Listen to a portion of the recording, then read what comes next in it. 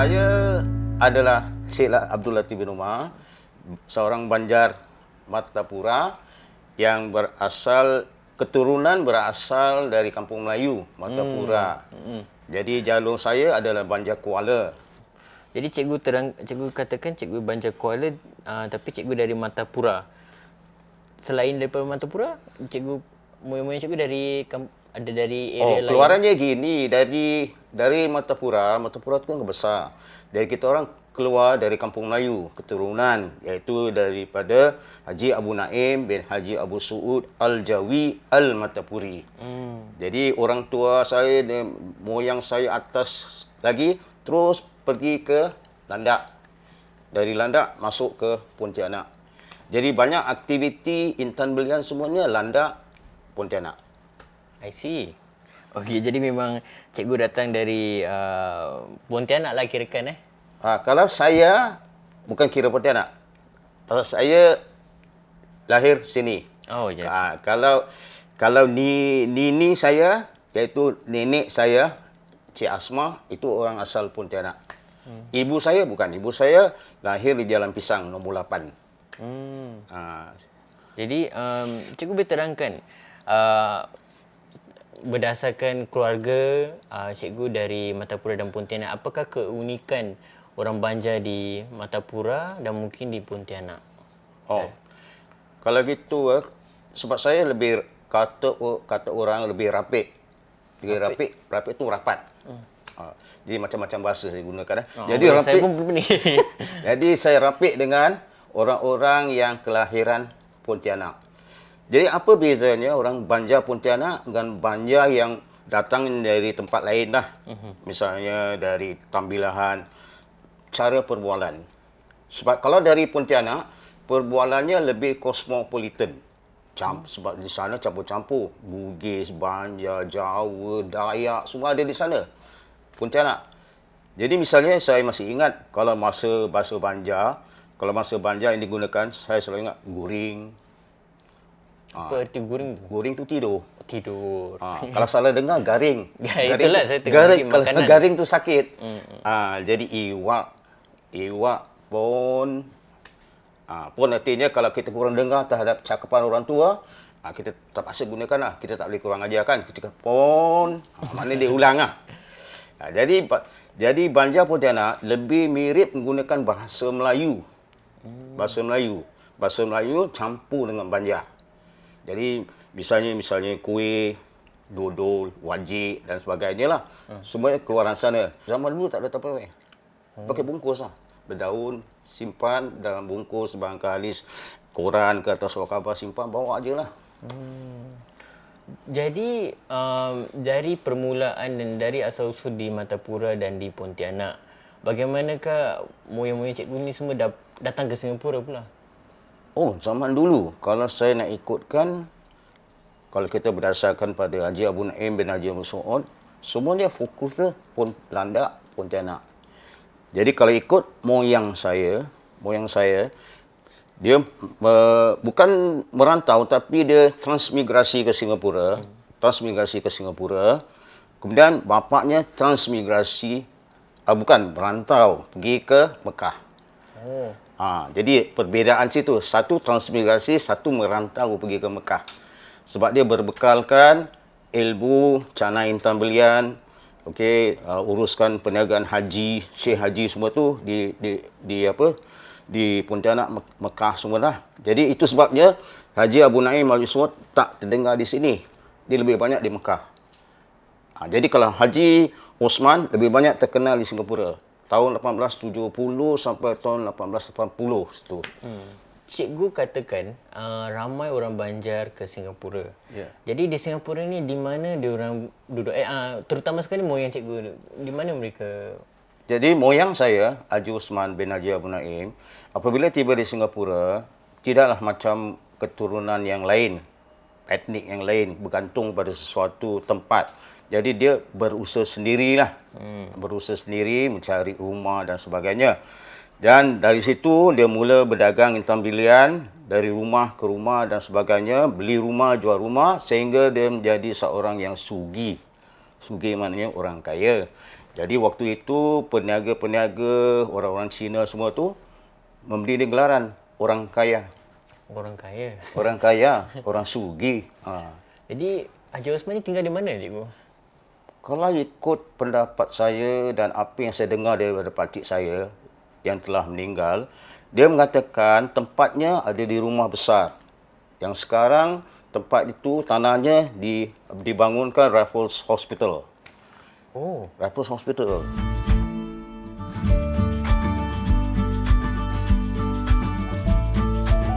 wah cikgu ni bagaikan satu kelas banjar lah dengan nota-notanya semua.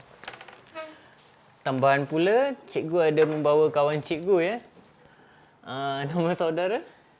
Nama saya Haji Raizan Yaakob. Saya juga merupakan keturunan Banjar, tapi daripada pihak ibu. Ibu saya bernama Cikgu Cik Yah. Kemudian binti Haji Ghazali bin Haji Abdul Qadir. Haji Abdul Qadir ni berasal daripada keluarga Banjar. Jadi beliau tu merupakan seorang ulama di keluarga Banjar. Dan di antara dakwah yang dia lakukan juga mengislamkan Dayak, suku Dayak yang ada perantauan keluar tu.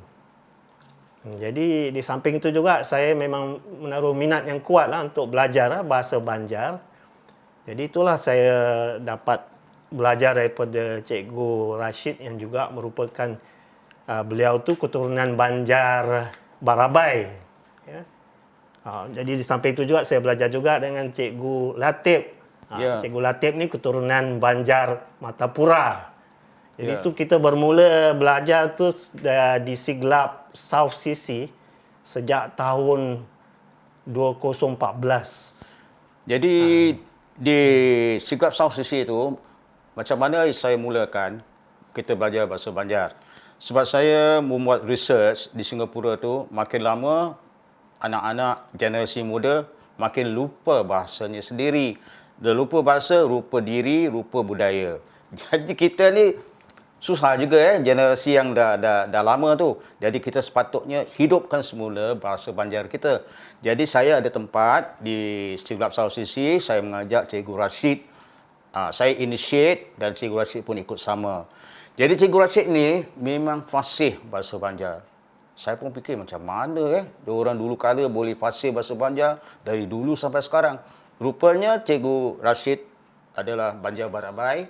Dia datang dari Kalimantan Selatan, kemudian dia pergi ke Rio Lingga semua tu, akhirnya duduk di Batu Pahat. Jadi duduk di Batu Pahat, yang bagusnya Cikgu Rashid ni dari sekolah rendah dia sudah belajar bahasa Banjar daripada orang Banjar sendiri. Jadi dari keluar dari Batu Pahat, kemudian datang ke Singapura. Dari Singapura, dan dia masih lagi menggunakan bahasa Banjar di mana-mana dia jumpa kawan. Dan Cikgu Rashid ni sering kali pergi ke Sapat, Tungkal, Jambi semua. Tempat itu adalah dominan orang-orang Banjar. Jadi dia terpaksa menggunakan bahasa Banjar sampai sekarang. Jadi di kelas Cikgu Rashid ni ada sebarang contoh yang telah sebarang contoh pointer-pointer pelajaran yang telah dirangkul. Oh, dari kelas Cikgu Rashid banyak. Sebenarnya Cikgu Rashid pernah cakap orang Banjar ni lamah lembut. Jadi bahasanya ada yang lembut, ada yang kasar. Jadi yang biasanya kita gunakan ulun pian. Jadi yang kasar, yang itu yang lembut. Kalau yang kasar, ada ikam semua tu. Jadi kita tidak galakkan lah. Sebab apa? Kita nak hormat orang tua. Jadi kadang-kadang bila hormat orang tua, kita gunakan bahasa salah. Jadi pandangan orang Banjar pun, maknanya orang ni tak bagus, tak kurang ajar ke apa kan. Jadi kalau nak lebih tahu, sebab orang Banjar ni ada Kuala, ada Hulu. Jadi kalau Banjar Hulu seperti kalau Arai, orang Kuala Himong, gembira. Kalau orang Hulu Hagan, orang Kuala Gasan, maknanya untuk. Jadi selain daripada itu, kita tengok orang Banjar ni memang banyak. Kalau di Singapura sini ada Alai, Barabai, Amuntai, Kandangan, Dayak pun ada di sini juga. Jadi kita hormat daripada pengaruh daripada bahasa lain. Jadi yang ketiga ialah Dayak Ngaju. Kenapa Dayak Ngaju? Sebab orang Martapura ada kaitan dengan Dayak Ngaju. Jadi kalau orang Banjar cakap anom, Dayak pun cakap anom. Maknanya mudah. Kalau api, orang Dayak, bagi orang Banjar api, kalau orang Dayak apui. Kalau orang Cina, kita gunakan Banjar kuntau. Jadi orang Dayak, orang Cina kuntau, ejaannya lain. Kalau orang Banjar malumpat, kalau orang Cina malacong. Itu saja yang saya dapat contoh. Selain perkataan-perkataan yang telah diajar oleh Cikgu Rasid, adakah modal lain yang Cikgu Rasid recommend ke untuk belajar bahasa Banjar tak? Jadi kalau nak belajar bahasa Banjar, satu daripadanya ialah macam orang belajar lagu Hindustan kan. Jadi anak-anak muda dengan sekelip mata dia boleh tahu bahasa Hindustan. Kenapa? Sebab lagu.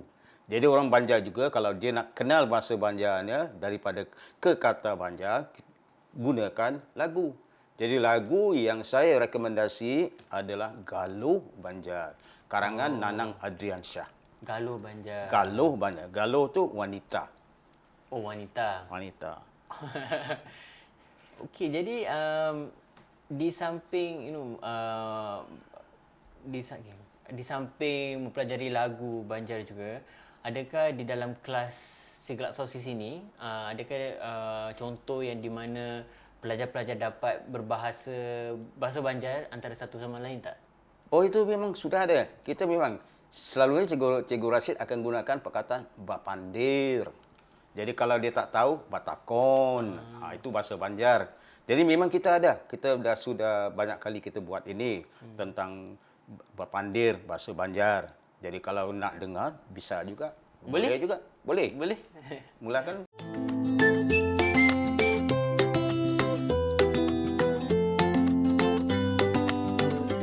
Siapa ngaran Ikam? Ngaran ulun Latif. Ikam ini amun kada salah anak Umar.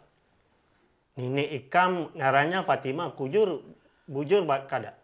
Bujur. Di mana pian tahu? Muha Ikam kayak muha Aba Ikam. Ikam beranak di Katung. Lagi halus Ikam dibawa pindah ke Opera Estate. Ikam bagana di mana? Ulun ini sebenarnya tumat Jalan Yunus. Ulun mailangi Mamarina ulun. Ading Aba ulun Muhammad Isa. Kabila Ikam bulik? Sebelum bulik singgahlah ke wadahku. Tu nakan di mana wadah Haji Raizan. Taulah orang Sabarataan. Insya Allah. Kawak Basura panjang. Kisah-kisah bahari. Assalamualaikum warahmatullahi wabarakatuh. Waalaikumsalam warahmatullahi wabarakatuh. Wah, satu dialog yang begitu menarik. Jadi saya tak tahu saya nak cakap apa. Saya betul berbesar hati kerana telah dapat belajar banyak daripada Cikgu Latif dan Cik Raizal. Banyak perkataan, pepatah Banjar. Jadi saya amat berterima kasih. Terima kasihlah banyak-banyak. Saya pun dah ambil time yang banyak sebenarnya. Jadi jangan khawatir Cik Zain. Kita ada penutup istimewa yang kita cari sendiri oleh Raizan dan saya. Silakan, Cik Raizan. Orang Banjar Kalimantan Selatan. Kita Sabarataan masih kolaan. Bahasa Banjar jangan dilupakan. Pusaka bangsa jadi warisan. Amun ada jarum nan patah, munakar nan hanyar sebagai ganti. Amun ada bicara ulun silap dan salah, jangan pian simpan di dalam hati. Baik, beginilah Cik Raizal. Ini bukan membalas pantun, tapi saya menutup acara ini dengan pantun yang saya cari. Begini bunyinya. Adat bapisa, tantulah galisa. Adat batamu melepas rindu. Kada lawas lagi kita bapisa, namun tetap tersimpul di dalam kalbu. Jadi pesanan saya bagi orang-orang generasi muda dan masyarakat yang sedang menyaksikan acara ini, ingat pesanan saya. Ini adalah sebagai legasi yang akan datang. Kenapa kita pentingkan bahasa? Bahasa menunjukkan bangsa. Jadi akhirnya Supan berpandir bahasa Rakai, Kada berpandir bahasa Pupus. Sekian saja, terima kasih.